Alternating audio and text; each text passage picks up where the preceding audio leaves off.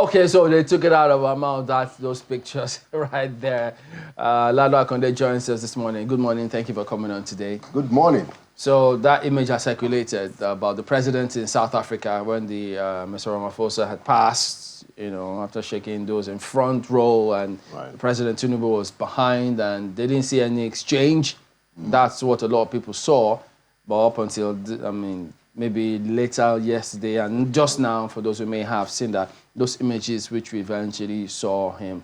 But that, of course, when you see that one, anybody will be concerned. Exactly. Well, so I think the first thing that we need to say here is that there has been, and this is not the first time, there's been a failure of the protocol team around the presidency, and I've seen this over times. And when we were there, I raised this issue several times.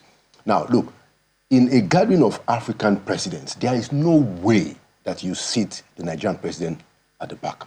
No way at all. If it's Africa, there's no way you're going to dice the ranking of importance in this continent, that Nigeria should not find a seat on the front row. And so this is a failure of the Nigerian embassy officials in South Africa. This is a failure of the protocol team around the president. Somebody should have put their foot down as to where the president is going to sit, as to, how the president will be received. This has not happened. Now, some people have also said that maybe the president himself is the reason for it, because right now we don't have a substantive ambassador in South Africa. And in diplomatic matters, there are times when, if you don't have an ambassador, it limits your access. It limits your bragging right. Now, I don't know whether that is exactly what happened here, but clearly they cannot continue to treat the Nigerian president this way. A couple of things. First, for the protocol officers, while you were there, what reason do they always give when this kind of things happen? Well, so the conclusion of the matter is just in my view, and there are very distinguished people who work in our protocol. We have the history, but in my view, it's always been just the mediocrity of some of the protocol officers. It's just mediocrity. They don't understand how they needed to project the Nigerian influence. And of course, there are also issues about the way we are perceived, but regardless of the way we are perceived, regardless of our political situation at the time, in a country like South Africa, look, Nigerian money, played a significant role in the liberation of South Africa. Clearly, we were outspending the Americans in the fight for liberation of South Africa. So we should never get to a situation in South Africa where our president will be relegated to the backseat. But our protocol officers need also to understand that, and they need to understand how they need to put their foot down. So, somebody should have said, Mr. President is not going to come if that is where he's going to sit. That's what you need to do. No, following up with that one too, even if we don't have a substantive ambassador yet in SA, right? And then the president, they reached out to him, he confirmed he was going to be there. At the point that it was confirmed he was going to be there, somebody should have kicked him. A team should have been said, look. Where is this sitting, right? Exactly. Where is the president from there? Yeah, so the president normally wouldn't even know where he's going to sit, because he has a team. So there are embassy officials in South Africa, and there's also a protocol team in his advanced team and in his main party who will pay attention to these things. Now, those are the people that I think have to answer this question and to ensure that this kind of thing does not happen, because they will have known it's part of their own schedule. In fact, let me jump in and say, and you guys know this because they've talked to you too on this matter. These foreign emissaries, ambassadors, all of them, when they want to do an interview, they will tell you, no. Absolutely. He won't answer this question. Absolutely. He won't answer this. The viewers don't know those parts. Even the location of the camera. No, they can't answer this question. Yeah. And sometimes if you are trying to do something, no, they can come in and rearrange the cameras. They do all of those things. So we shouldn't be shying away from this kind of things. Absolutely. Why should we? Absolutely. We shouldn't be shying away from it. And it's important that we make the point that, look, this should be the last time that they will treat the Nigerian president the way they treated President Tinubu in South Africa. I don't think that Ramaphosa ignored him. I think he actually gave like a hand greeting, across, which the camera did not pick. But the very idea of President Tinubu representing Nigeria, taking a second row seat, is completely unacceptable. I mean, it is big enough for the president not to go. If that is hot, So it's going to the picture we showed, in the opening, right? maybe could that have wiped out or made up, if we could use those words, for maybe his positioning where he sat? Because much later you saw both of them just going there to shake, and then there were several other images. There was images where we're shown how the president of South Africa went to visit President Tinubu in his hotel. Right. Was that an attempt to make up? Well, we wouldn't know. Normally, they will have, depending on the timing of how much time President Tinubu wanted to stay in South Africa. Normally, after an event like this, the host president will try to have a little bit of interaction with the other foreign leaders. So that is normally in the scheme of things. Except, Yeah, normally in the scheme of things, but usually it will be that the visiting president will be received by the host president in their own villa.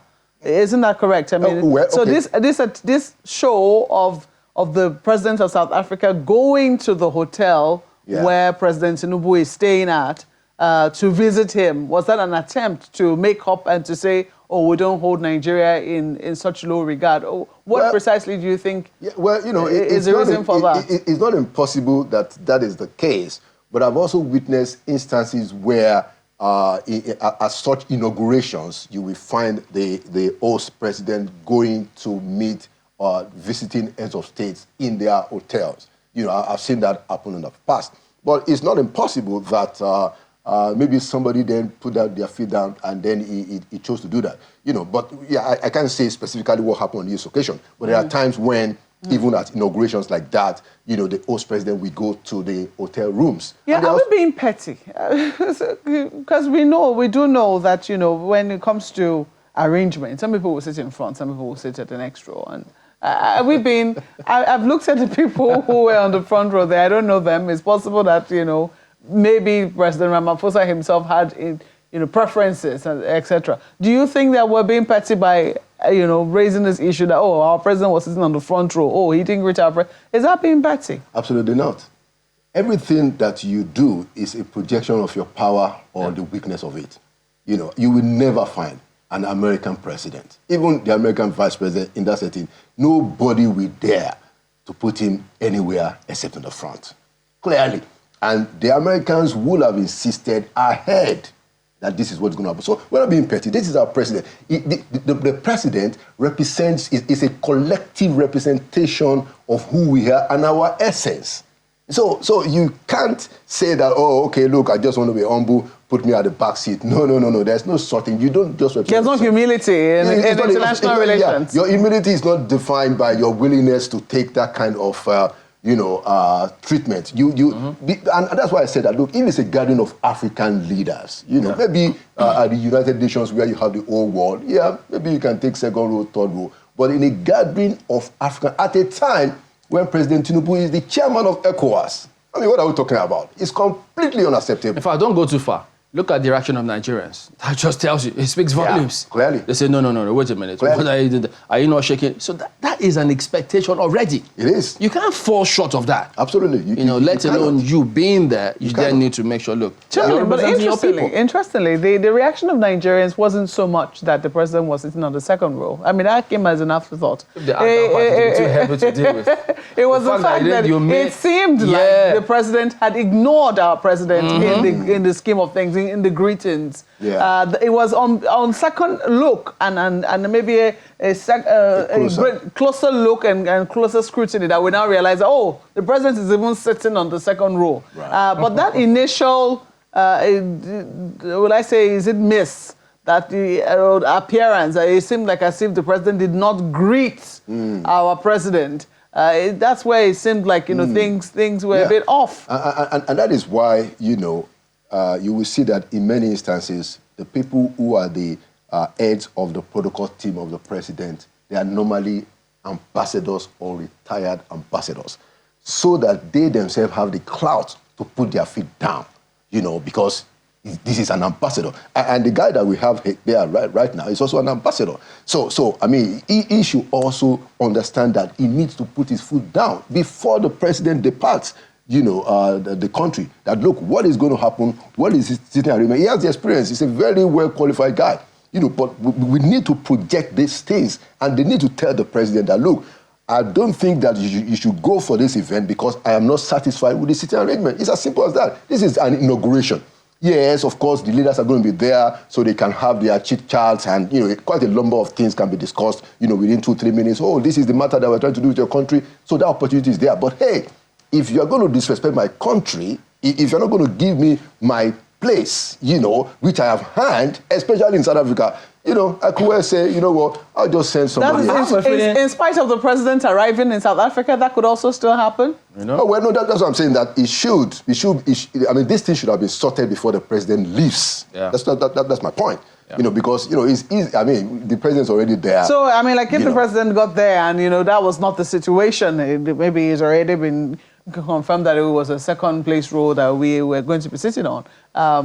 Can the president can his protocol officer say, look, I have tried to change this, it's not changing. Mr. President, I think you will not attend this inauguration. Well, so the president has to make that call, because he's already there. People know that he's there. He has interacted because normally before they go there, they normally have their meetings in the holding rooms. They have even, the host president must have greeted him, and everybody has already, so it's going to be a little bit difficult at that point, in my view, for the president to say, no. These things ought to be done before the president leaves Abuja or Lagos, wherever he is living. These things should be sorted out. Well, Ambassador Tuga, we'll still ask you that question. So I hope that angle is not the part is going to tell that he was already there. Absolutely. The Minister of Foreign Affairs. Because Absolutely. even if we didn't have any ambassador essay, Ambassador Tuga is someone who is well versed. He's been there. Yeah, should we be seeing any consequences as a result of this? Well, I think the kind of consequence that we should see is that this doesn't happen again. I don't think it rises to the point of hairs rolling. But I think even if the president says nothing, look, Nigerians have already spoken, and the voice is very loud and clear that this is unacceptable, especially in South Africa. Come on. We spent, for South Africa. And we're not saying it to bloat or to gloat, but this is just, you don't treat Nigeria that way. Yeah, but even they, in their own arrangement, even if we don't recognize our own place, for them, the fact that, Nigeria was placed on the second row, does it begin to tell us where it is that South Africa holds us in their placement of things? I have no doubt about that.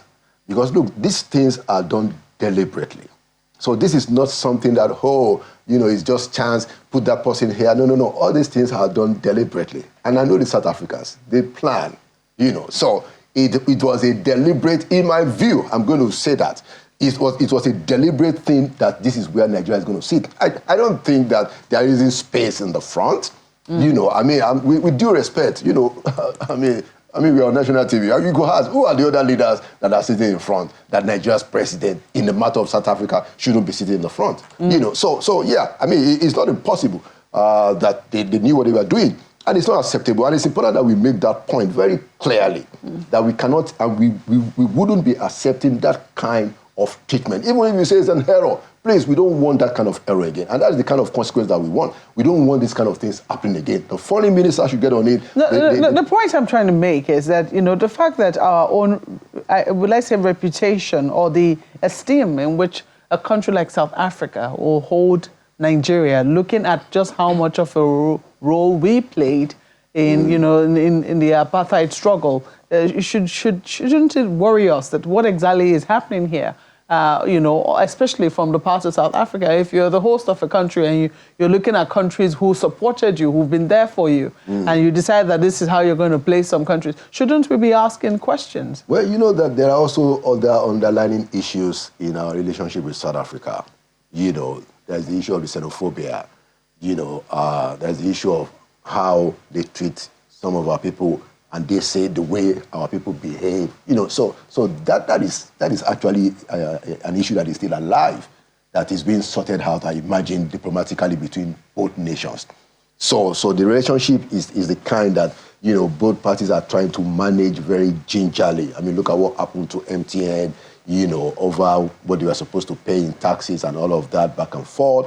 a lot of people even still think that, the South African businesses have a predominant place in this country and it's not reflected, in the way they treat that. So there are a lot of issues, a whole gamut of issues between us and South Africa, which is why this is more painful. That's why it's more painful. Speaking about that, let me stretch that a bit about the businesses angle. Right. We know that, in some other climes, it is corporations that government use to drive and push and position certain things. Right. So for us here, when our presidents, our leaders travel, do you see enough, or maybe give us an example while you were there too, do we take that very, very serious? Are we deliberate about it to position our corporations such that they take the pride of place, not just locally, globally?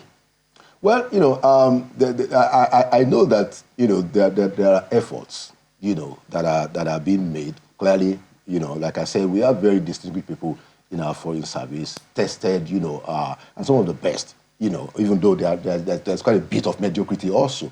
But I know that they make very diligent efforts, to straighten out all these matters. But of course, part of the challenge that we also have is that, so when you talk about what happens in your country, the state of the nation, the local situation, the state of the nation domestically, for instance, issues of the kind of obstacles that people have to deal with when they come to do business here. When you have a situation where somebody is coming to invest in your country and you're trying to convince your public servants that, look, you can't give these people the runaround. So somebody needs a registration from CAC, he needs a license from a standard organization, he needs some clearance here with the Port Authority, and I'm CAC, I'm saying that, no, okay, look, you have to go and get this from a standard organization, you have to go and get this from the state government, you have to go and get that, which normally ought not to be. And you are trying to say, which is what some of the things that the vice president did in when we were there, 2015 to 2018, the ease of doing business. But there's a lot of resistance in the system for making these things easier. Why? So the point is that these things will redound. It will affect the way they see us outside.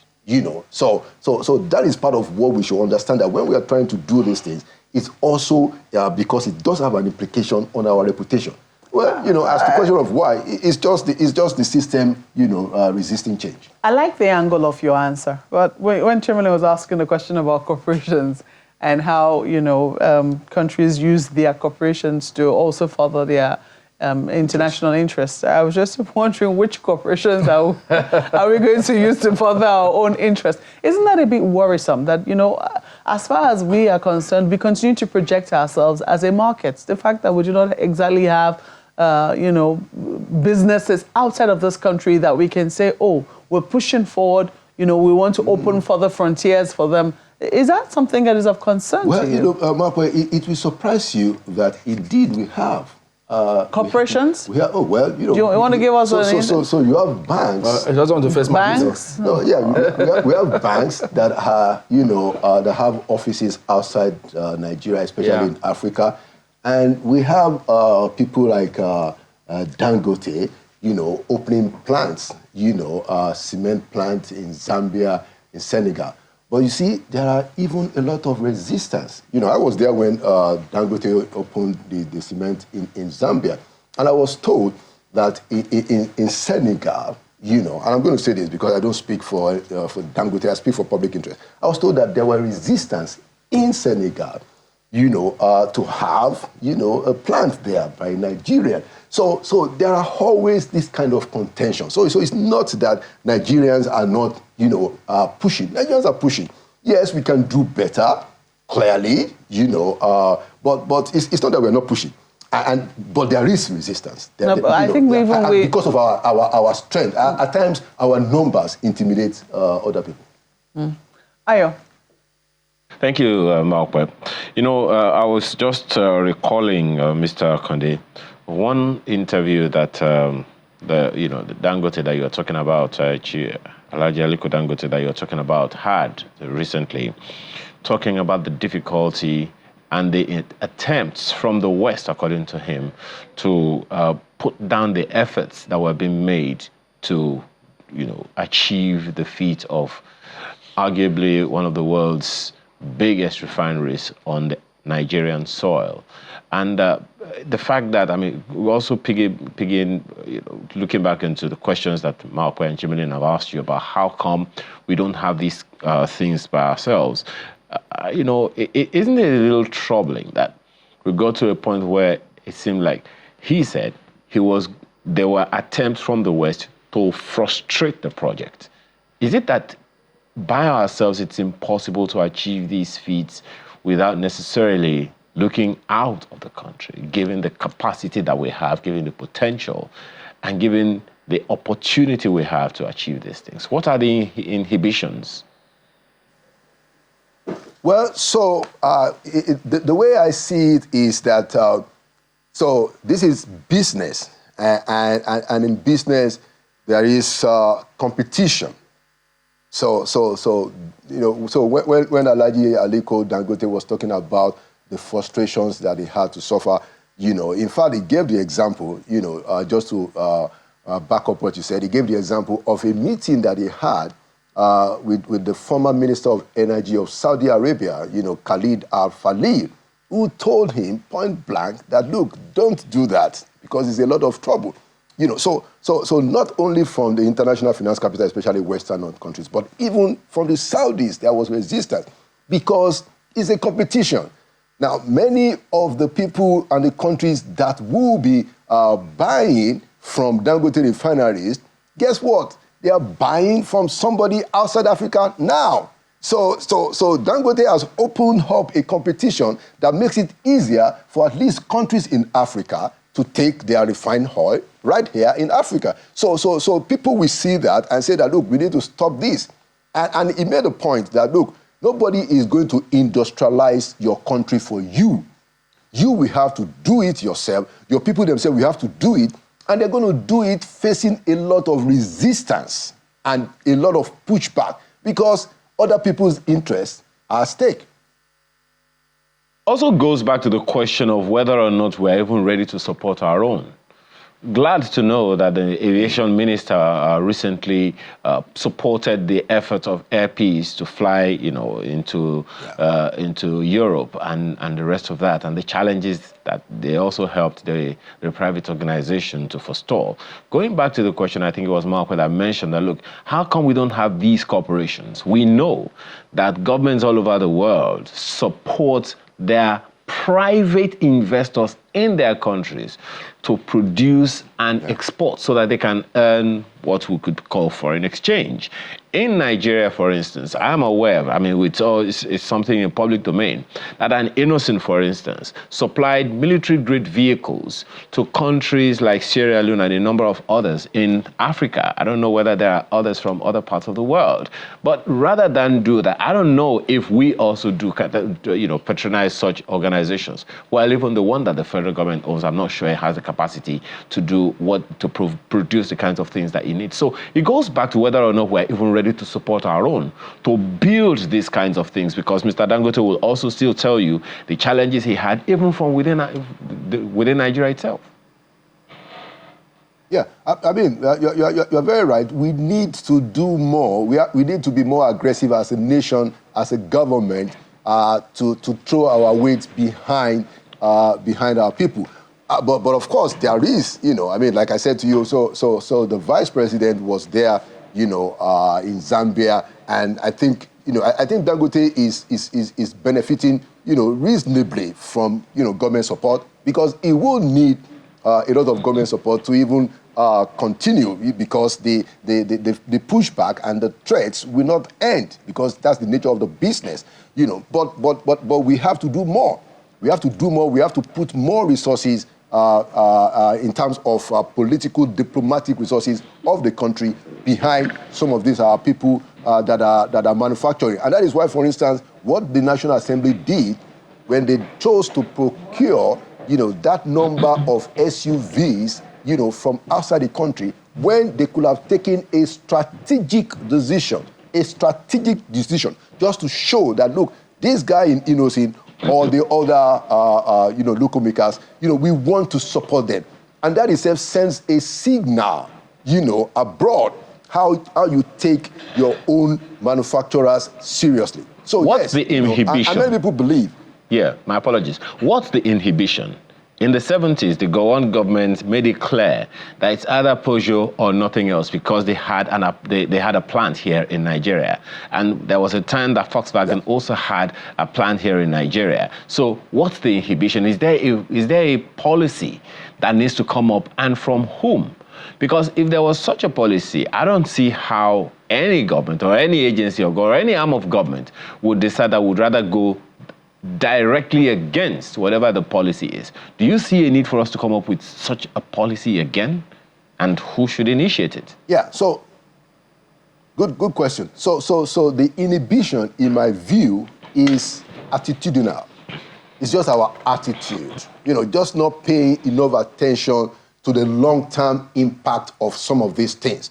And so for it to change, we have to start from the top. And many people believe that the current president is the kind of guy who will have that kind of attitude and understanding that, look, you need to drive support solidly behind people in the private sector. So it has to start from him. It has to start from the governors in the state. It has to start from the legislators. It has to start with us as a people understanding the strategic importance of supporting things that are made in Nigeria.